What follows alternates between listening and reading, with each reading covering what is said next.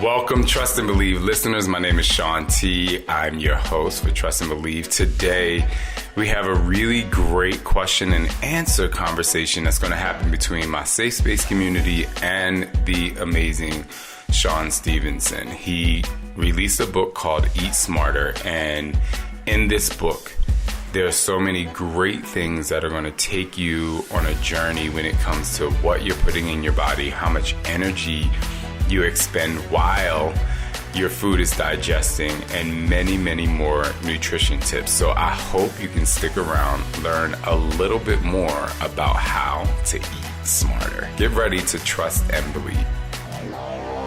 Somebody say hell yeah! What's up? He's better than Oprah. Come on, y'all. This is Shawn T, and it's time to trust and believe.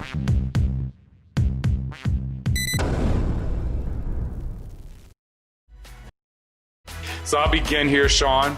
So Rachel Jean says, I can't get my husband on board financially to buy quality meats.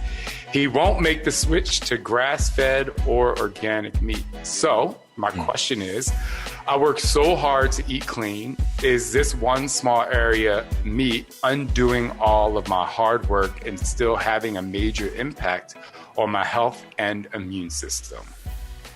This is so good. I like these people already. This is so good. And Shawn, as you know, I didn't leave any stone unturned in Eat Smarter. And we addressed this topic also. And just for folks that are wondering, like, why does it matter? Why does it matter? It does matter. And so we'll start with that. Right now in the United States, the vast majority of animals that are being consumed on a daily basis are from what's become a popular part of our lexicon, which is these factory farms. And it's common practice. And what I'm going to share right now is going to trip you out. All right. It's common practice. The first part, these cows are fed grain-based diets, corn, soy. But what's going to trip you out is the fact that it's routine, and it's been for many years, to add antibiotics to the feed for these cows. Now, this is what the issue is. It was found, it wasn't because, of course, they're trying to prevent the diseases that manifest in these cows because they're eating an abnormal diet. I don't know about you. I've never seen a cow out like shucking corn or like picking soybeans. We've given these cows things that are abnormal in their own diet. So what happens when we eat abnormal diets? We develop diseases. And so to help to reduce diseases in the cows, they would give them antibiotics, but they found a hidden benefit. By giving the cows antibiotics, it radically increases the weight gain of the cows and the output of meat and of dairy. So they make the cows bigger by giving them antibiotics. And the majority of antibiotics that are produced and sold in the United States are not for humans. They're for cattle. All right. So they're artificially inflating the weight of the cows by giving them antibiotics. Is it a problem? What do you think? These are all things that are continuing to unfold, and we give the latest data. But so that's part one. So these are very sick animals. Inherently, they're sick animals. And we are, in turn, it's not you are what you eat. It's you are what you ate. So when we're eating animals that are dealing with these levels of disease, it's problematic. And the other part is the nutrition, which now we have very clear evidence that grass-fed beef versus conventional, these factory farmed animals, or even corn-fed, like good old-fashioned corn-fed beef. Corn is not a natural cow food. And so what we see is that the ratio of omega-6s to omega-3s is dramatically different. And so omega-3s are well noted to be this kind of anti-inflammatory omega fatty acid. Omega-6s are more the pro-inflammatory. Both matter. We need omega-6s. But the ratio as we evolved as humans was around 3-1 omega-6 to omega-3, respectively. Now, the average person, 17-1 pro-inflammatory omega to anti-inflammatory omega. Now we have epidemics of inflammation.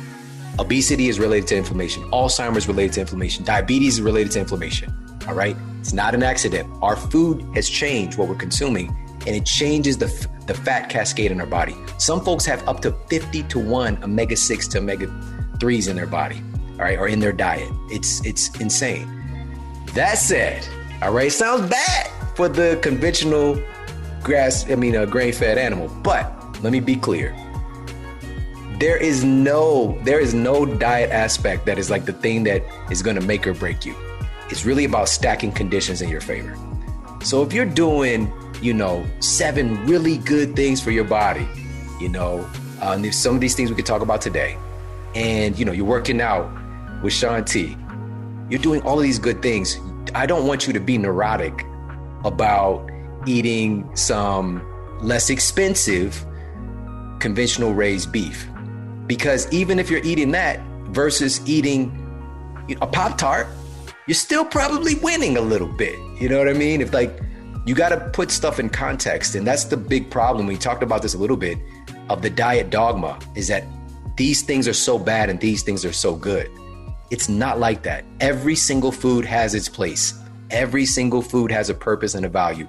Even that damn Pop-Tart. I promise you, if this is a zombie apocalypse, which is looking like right now, and there's no food, and you find a Pop-Tart, it can keep you going for another day. It can keep you alive. But on a regular day-to-day basis, would I go for that Pop-Tart to make me feel my best, perform my best? Probably not. But everything has its value. And that's really one of the things I want to instill and, again, be a unifier of all diets. Thank you. Okay, so next question is from Brandy. Archibald, what is one thing you have done in 2020 to help him be healthier through the pandemic? So what is one thing you've done for yourself to be healthier through the pandemic? I think before you answer, that is such an amazing question for me, too, even as a quote unquote leader in the health and fitness industry, because a lot of people out there, no matter what you're great at, it's easy to preach like, do this, do this, do this. But it's like, what did you have to change? What did you have to enhance in your own life? And I just think that's a really great question. And, I want to hear this too. So, let's go. All right. This is such a great question. And for me, what I've really cultivated in myself and my thought process and my perspective, I'm always asking, is this normal? Is this normal for the development of a healthy human being? So anything that starts to stray away from the things that our genes expect of us always puts up a red flag for me. And so when we move away from doing the things that our genes expect us to do, for example, during this time, obviously, there's been a complexity of movement and exercise. Not so much because of the community and the impact that Shaun T has. My next door neighbor, the gym was his sanctuary. There's been several times throughout this experience, the past few months, I'll go next door and he's over there working out, looking at your video. He's like, I hate Shaun T. I hate him, but I love him.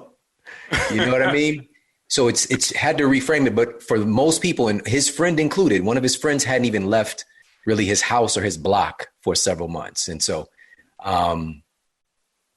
this experience has encouraged me to help repackage things, because for myself, I never stopped, Shaun knows this, I was recovering from an injury. And so I just started, whenever I know that the principle is do what I can do. Do what I can do. Never let any of life's circumstances stop me from doing what I can do. What's within my power. And with that said, it's very important for people to know that one of the things that was fast-tracked by the FDA as a treatment for COVID-19 was a drug that targets our natural killer cells, because they found very early on that our natural killer cells, which is one aspect of our immune system, which is a very dynamic, adaptive immune system, because what they said in the beginning was there's no innate immunity, but we have this entire adaptive immune system that, right now we have upwards of about, 50 million people who've recovered from this condition, this infection. And it wasn't because they had a drug yet. It's largely because of their immune systems doing this thing that it's designed to do. Not to say that this isn't a tremendous problem and something to be concerned about, but we're not really addressing the thing that makes us human, the thing that has gotten us to this point, which is this amazing immune system we have, But this drug, and this is also why children seem to be far less, I mean, by orders of magnitude, it's ridiculous, far less susceptible.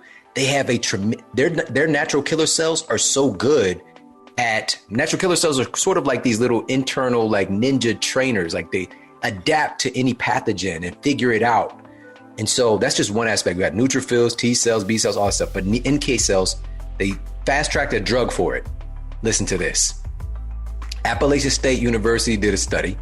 And they found that simply going for a short walk, just a short walk, immediately boosts your natural killer cell production and mobilization and effectiveness. Just going for a short walk. All right. These things exist, but not once in the media have you heard anybody saying, America, this is a time to really take care of your fitness and your health. Just 10 minutes a day. I need you guys to get outside and walk, or jump on a treadmill or walk in place. If they would have made that a mandate with the amount of fear that's tied to this, more people would have been encouraged to do it. But we've had this dramatic decline in folks taking care of their fitness. So that's one thing that I've made a mandate to do every day, no matter what, just do what I can, is to uphold some modicum of fitness. And lastly, I want to share this because I'm here with you guys and I do not want to leave this unsaid. But I also like to back everything up with data, just because it hits a different layer of our understanding. There's a journal for every topic with health. And there's a journal, it's called Stress and Health. And it's a very prestigious peer-reviewed journal. And they found that there's a direct correlation between an individual's capacity to deal with stress and their natural killer cell activity. They found that folks who do not cope well with stress have dramatic suppression of their natural killer cell production and activity. Are we more or less stressed right now? Far more. It's unbelievable the amount of stress, and it's suppressing one of the, if not the most dynamic and effective part of our immune system to help keep us healthy. And everywhere we turn, all we see is stress, more messages to stress us the hell out. We have to take back control of our mind. So of everything that I've done personally, it's this one thing. And fortunately, life constructed itself in such a way. I spent a lot of time by myself, just walking up and down my block, doing this rehab that I was doing for this injury. And I just had time to just look at these different ideas and these perspectives and to just like embrace and look at what is going to be serving to me to serve others. And I can't be stressed the hell out right now because I'm going to hurt myself and I'm going to inhibit my ability to serve and to help other people to take back control of their mind a little bit and have a modicum of self-empowerment and to know what you can do, not just all the stuff you can't do, but to know what you can do. Yes, thank you for that. I don't want to go down the rabbit hole of what the media is saying to scare us, but I will say that, I talk a lot about mental health, which obviously compounds on the stress that we all have. I know even for me, like, let's just take away the pandemic, being stuck in the house, not being able to be with your family. Like, let's just take that away in general, which stress is going to happen anyway, even if we were allowed to go out of the house and do what we normally do, be it family or friends. And so the thing I just want to add to that is the stress that's happening because of the pandemic is compounded on the things that naturally happen. That we all, you're going to wake up tomorrow and something's going to stress you the hell out. It might be your spouse,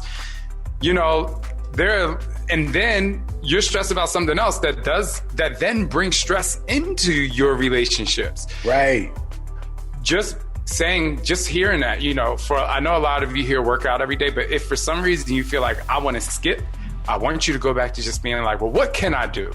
Because that's what the conversation I had with a good friend of mine, I got him back on track because I'm like, what are you willing to invest in? And he said, I can invest 4 days a week, 30 minutes a day. So I designed him a workout program, Shaun, and I was like, here's the workout, but stop at 30 minutes. If this workout is taking you longer than 30 minutes, you stop at 30 minutes. And yesterday he worked out and he was like, I was like, how'd you do? And he's like, I stopped at 30 minutes. He was a little, he was like trying to beat himself up a little bit. You know what I mean? And I was like, no. We agree, like, this is your investment. And so I developed another workout today, and I was like, stop. If you don't finish, stop at 30 minutes. That's what you can do, and that's what you can invest in yourself. So that's just like really the co-sign of what Shaun is saying to a lot of you all. You know, I also talk about digging deep. If you can do one more push-up, if you can and you want to, do that. But I say leave yourself wanting more, but also being able to stay consistent and committed to what it is that you're doing. So I love that, Shaun. Thank you. Our next question is Kathy, who's here. Kathy asks, how come when I eat some things, I am able to control portion size, but when I eat other stuff, it seems like it starts an out of control binge. It's like that popcorn that has that cheddar on it, and you be like, and all of a sudden you got like a little bit left, and you're like, I ain't gonna eat the rest. You already ate the rest, you know what I'm saying? So, all right, Shaun, why does that happen to us? This is such a good question. And of course, like Shaun just mentioned, all of us experience this at some level. And this really has to do with really interesting aspects with neurobiology, just what's going on with our brain and how it affects what's happening with our physical body, the rest of us. So I want to preface by saying this. A lot of these things are happening in our minds, but we don't tend to really get that. Your brain is controlling everything about your physiology with an important caveat, which is your gut is largely determining what's happening with your brain. There's this dynamic connection, this gut-brain axis that is becoming really the top focus in science right now. Because one of the aspects, for example, is the vagus nerve, which is constantly sending data back to the brain about, hey, like, we got some needs down here we're going to need you to address. Like, put all systems go and, you know, grab whatever it is. A big part of it, when we have hunger and cravings, has to do with deficiencies. I want you guys to walk away with this statement today. Chronic nutrient deficiency leads to chronic overeating. All right. Chronic nutrient deficiency leads to chronic overeating. As we evolved, flavors, and we talk about this too, flavors actually had nutritive feedback. There's like a nutritive association between certain flavors and foods and certain nutrients that our body would get. So we would link up psychologically, like animals in nature, they know what foods to go to get the needs that they have met. It's based on that. It's based on the flavors driving them to get their selenium or their vitamin C or these particular amino acids. It's based on that for animals that have access to various foods. Our nutritive association has been hijacked. And so we might be deficient in magnesium, which is responsible for over 350 biochemical processes in our body. A lot of them have to do with modulating stress. 56% of Americans are chronically deficient in magnesium. So our body might be drastically desiring and driving us to eat something to get some magnesium in, to get some zinc in, to get some omega-3s in, to keep you alive. And if that is not associated with the nutrient coming in, you're just going to eat whatever. And so in comes, you know, that cheddar popcorn. And it's like, I got some instant like satisfaction, but then it quickly dissolves and goes away because I didn't just eat a handful. I just left the crumbs left. And then, like Shaun mentioned the example. And so it's usually tied to us needing something. You know, our bodies are driving us to have something. That's part one. And the question is why some foods I can have portion control while others not so much. The other aspect of this is the relationship with what's happening with our hormones and neurotransmitters when we eat certain foods. All right. So certain foods that we eat have this very satiating effect in literally just activating the activity and the sensitivity as well for our hunger modulating hormones, or like satiety hormones like leptin, for example, and CCK and GLP-1 and all these other ones we go through in depth in Eat Smarter. So you know what all these different things are because they're related to different aspects of our health. Like leptin, for example, is actually produced by your fat cells, ironically. So and leptin is the satiety hormone. It makes us feel satisfied. You would think if we have a lot of fat, we feel more satisfied. But that's not how it works, because as our body fat goes up, it's kind of like that leptin hormonal DM starts to go to spam because it's getting hit so much. And your system is like, I'm just going to put that to spam, must be spam. And so the leptin sensitivity goes down. So number one, we have to do what's necessary for ourself and our unique metabolism to increase our sensitivity to our our satiety related hormones, and do what's necessary to help to reduce the activity of our hunger related hormones that play a role. They're trying to get us to eat more because we need something. And lastly, when it comes to this conversation, I mentioned the gut brain connection, right? This could be, we got some psychological needs too, like we might need some sweetness in our life. All right. And that's understandable. And so that's why, like, I'm good with the chicken and, the broccoli. Like, I can eat, I'm good with that. But then, like, I really need some sweetness in my life. And also carbohydrates have this interesting impact on serotonin, this feel good neurotransmitter. So stress might cause us unknowingly to go and to dip into that sweet thing a little bit more than we might plan on it. Okay.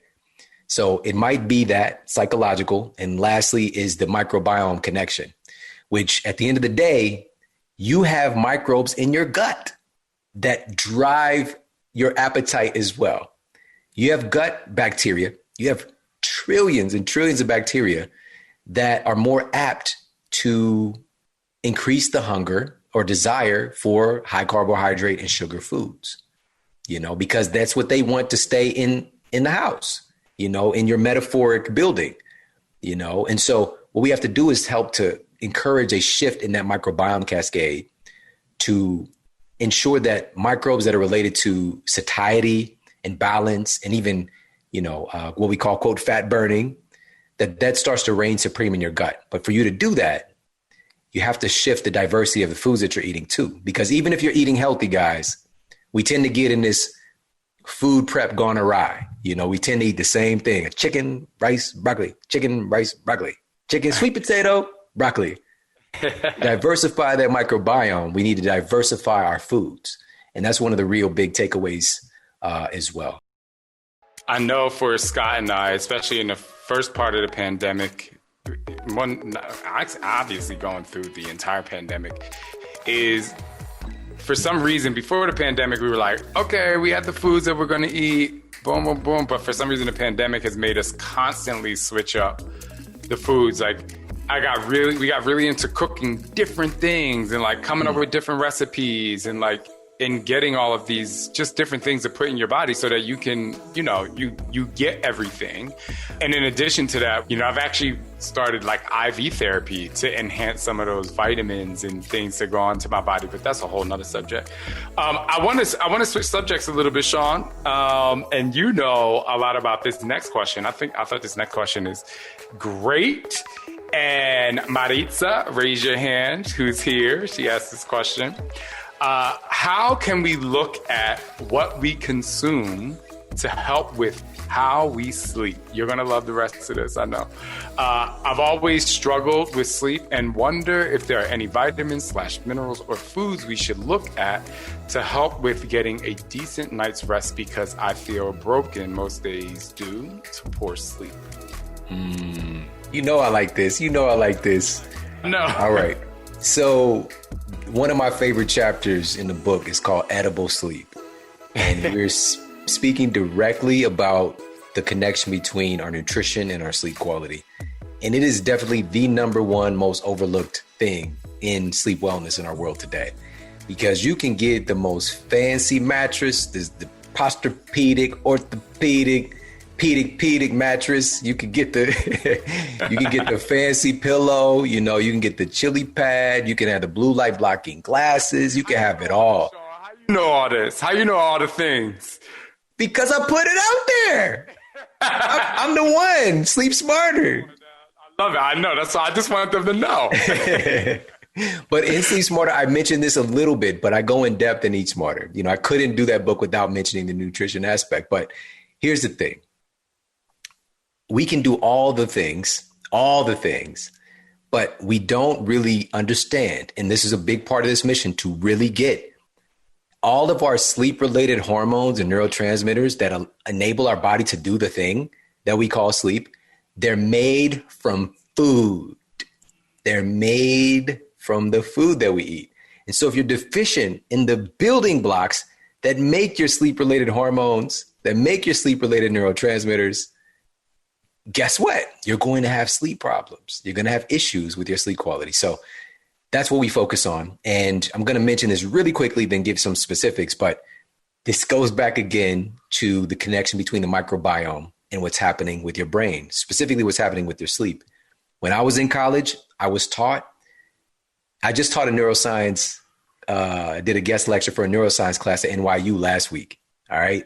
When I was in school, I didn't get to learn what I'm about to teach you. I was taught that melatonin, which is largely considered like the master regulator of your sleep, but melatonin is so much more. It is a master regulator of your circadian timing system, of your literal biological rhythm, and how your body is associating with the world. And like why that matters is your body's producing hormones at a certain tempo throughout the day, every day. When that schedule gets messed up, your hormones get messed up.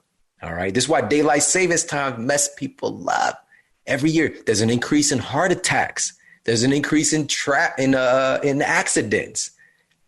But nobody is just like, oh, well, just, people sleep is whatever. Even if you get an hour extra sleep, it's just throwing that clock off a little bit. So I want to preface with that. I was taught that melatonin was produced in your pineal gland in your brain. That's it. Next page. That was it. Footnote. Today, we know that there's 400 times more melatonin in your gut than in your brain.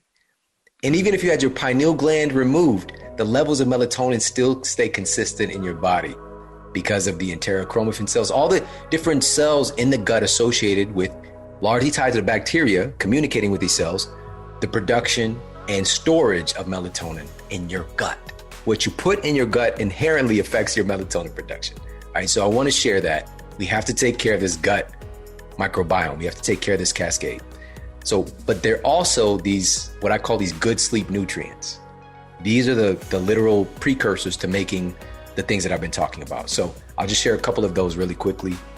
I'm going to start with one that was the most surprising for me because it does so many things, but I guess then it shouldn't be surprising.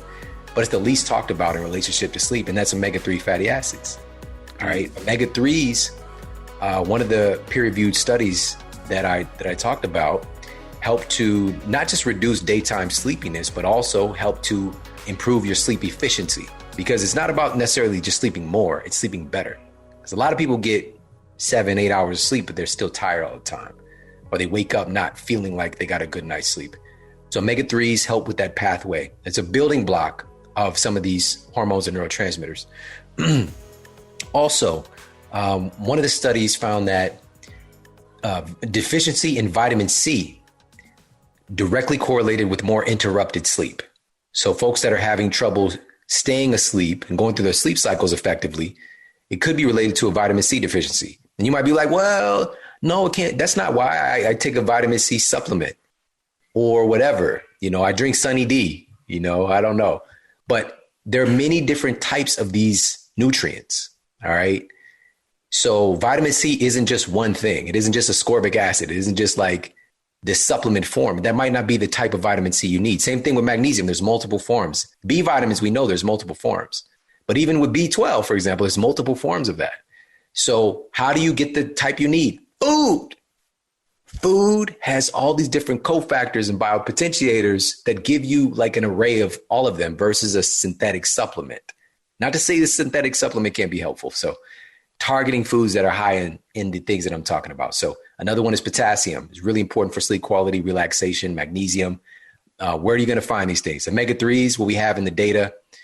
Fatty fish is the source that's most studied. And some folks, if you're like, well, I'm a vegan, I'm vegetarian. Some folks just like, I don't like fish. I don't like the way it smells. It reminds me that I don't know, like I don't like it. And so if that's you, then not only do we have fish, but fatty fish, salmon, mackerel, sardines. We have clinical peer-reviewed evidence that simply eating one seafood meal per week Folks who did that did in fact perform better on cognitive skills tests, did in fact have better sleep quality. All right. One seafood meal per week versus people who had less than one per week. Very simple. Or a big why is the EPA and DHA that's found in the fish, which you can get from fish oil supplement. I would recommend getting it sourced as good as possible. And also, if you're vegan and vegetarian, then we're looking towards krill oil. Krill is a microscopic shrimp. But if on your ethics, if that's on the borderline, you don't have to do it. Okay, I'm talking about microscopic. You can't possibly see the krill. It's like almost nothing. You probably kill more, little bugs in the air on accident than the krill. Or if you're going to go full to the other side, and the reason I'm sharing these is that 99% of the data is on fish oil. Krill oil has some data now in efficacy. Then we have algae oil, which that's like the full kind of vegan, vegetarian option. But we don't have a lot of data on it. We do know that there's omega-3s, DHA, and EPA in there. But I want you to know how important DHA and EPA are. It's continued thread throughout Eat Smarter for metabolism aspects, sleep, and more. All right. So I hope that helps. Oh, last thing, magnesium, anything green. Anything green is going to be helpful. This is the one thing in my clinical practice I would have people supplement because it's such a deficiency is magnesium. So, but there's different types. There's citrate, there's sulfate. I recommend more so getting a topical magnesium, like magnesium spray and like rubbing it into your skin. Because if you take too much internal magnesium, depending on the type, there's many different types, it might cause some like rebound evacuation, if you know what I mean. So you got to be careful about supplementation with magnesium. All right. So there's some insights for you as far as like specific things. Magnesium's at the top, omega-3s, potassium is also important. It's so funny you say that. Oh my gosh, Shaun. So one time for some reason, I don't know if it's because I went to the doctor or something, but I don't know what it was, but I was like, I need to add some magnesium, a magnesium supplement. And the next morning, I was like, what in the world? It was like I drank one of those teas that make you go to the bathroom. I said, what? And magnesium, so don't, just letting y'all know, it does happen. He's telling the truth. Eliza is still here. Yep, I see Eliza. She says, I recently had gastric sleeve surgery. 75% of my stomach was removed. Post-surgery opened my eyes to how unhealthy mental, social habits / relationships can affect your weight loss journey. Some don't realize how much your social life, emotions revolves around food. Food given as a reward as kids, holidays, indulgence, secret snacking, the media, etc. How do I avoid being sabotaged by unhealthy mindset, social habits, society, relationships affecting my healthy eating habits? It's one of the most powerful questions of the day right here. And oh man, this part of this work has been the most important for me personally, because I come from an environment where we don't even know. It's just like, how can you eat better if you don't even know that exists? I come from an environment where we didn't know that it was a thing. We didn't know that there was a difference in types of food. Like, it's just stuff you eat. We didn't know. And so as a result, most of the people that I knew had some kind of chronic disease. My grandfather had 2 open heart surgeries at a young age. Most of my family's obese, diabetic, all these different issues, arthritis. Like, this is just the norm. And so I wanted to really communicate this in a graceful way, just how much our environment determines our food choices, but also how our food choices affect our environment, right? Because we're not just products of our environment, we're also creators of our environment. But this question right here is so important because you're saying the number one factor, which is awareness. When you become aware that this is a thing, it immediately can start to lose power over you. And so asking the question, what can I do? What can I do to help cultivate and support better eating habits is number one. Once you become aware of it, Now we make the intention in understanding how much people influence. And so let me give you an example. Let me give you a positive example. Harvard University researchers did a really great meta-analysis, and they found that folks who eat dinner with their family just 3 nights a week, the family members on average eat tremendously higher rates of fruits and vegetables and tremendously lower rates of chips, soda, and processed foods simply by eating with your family. All right. I can count on my hands how many times I sat down and eat with my family if it wasn't a holiday. Literally just on my 2 hands, I can count the number of times it's ever happened. And it's not that we ate together, but separate. Like you just get the food, you go find somewhere to sit down, a lot of times in front of the TV, like that's just a culture. But eating together as a family breeds a different level of intentionality when it comes to the food that we're eating itself. All right. There's like a cultural thing imbued into that. So that's on a positive side, right? So what's the opposite is being away from the experience of eating, which is like watching TV all the time while you eat or whatever. Being more present with your food is going to be helpful. And also in the presence of people who are uplifting and serving to your higher self too. So this goes back from awareness to like, okay, I know this is an issue. Now we set the intention to have healthier people who are more dedicated to a healthier lifestyle in your life. This doesn't mean you don't love everybody else. It doesn't mean you run away. This doesn't mean that, Davion and them are not good people. This just means that's my nephew, by the way. That's the first name I could think of. This just means I make the intention of putting healthy people in my circle because trust me, listen, 9 times out of 10, if you're hanging out with me and or Shaun T, we're not going to have a candlelight KFC dinner. You feel me? Like it's probably not going to happen, not to say we won't do a Friday donut. Okay. But for the most part, when you hang out with us, we're going to be eating better food. It's just what we do. I'm not going to even think about it, but if we do happen to partake in a little bit of this and that, it's all good. But the general foundation of what we eat is it's good food. It makes us feel good, so make it a mandate because you're powerful. You are so powerful beyond anything you can imagine. When you set your intention on making that your reality, that you have people who are supportive of your higher self and you stop settling, it's going to knock you out just how quickly all of life is going to conspire to change your circumstances and to bring those people into your life. You have to make it your intention and work on yourself to become the type of person who can receive it when it comes. That's it. I think in addition to that, Eliza, with just sitting with people in your house, be it your daughter or whoever's home with you, you start to create conversation. If you're with your kids, you actually want to teach them more about what's on the table, why they're eating that. Because, kids are picky as hell, so it's those things. So now you get to become a teacher too. And I think that when you actually fellowship is what I like to call it together, you talk more, which means you educate more, which means you're gonna inspire each other more. Shaun, thank you so much, man. I love you to death. I cannot wait. I am coming to LA. I've been quarantined. I'm saying I get my COVID test, but I'm gonna be filming a podcast with Shaun, so that's gonna be incredible. I'm so excited about that, and obviously we'll let you all know. But, if you get a chance, please go to eatsmarterbook.com, get that book. Shaun, thank you so much. I appreciate it. I appreciate you, brother.